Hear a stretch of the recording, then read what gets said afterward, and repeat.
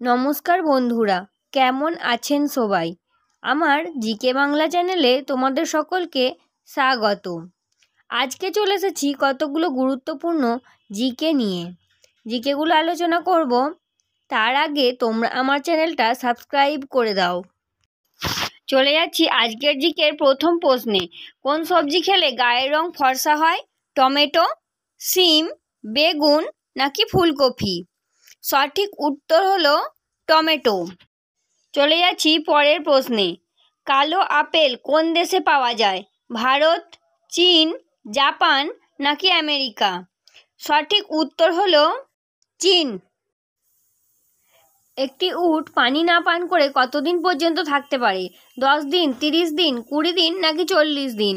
সঠিক উত্তর হলো 40 দিন।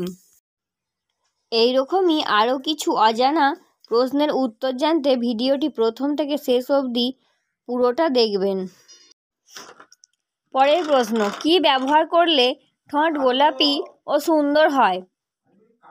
গোলাপ জল, নারকেল তেল, অলিভ অয়েল নাকি লেবুর রস? সঠিক উত্তর হলো অলিভ অয়েল। যাচ্ছি পরের প্রশ্নে। একজন মানুষের দিনে কয় কাপ চা খাওয়া উচিত?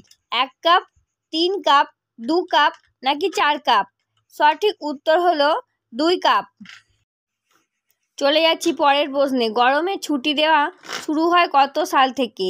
1836, 1850, 1837 না 1940?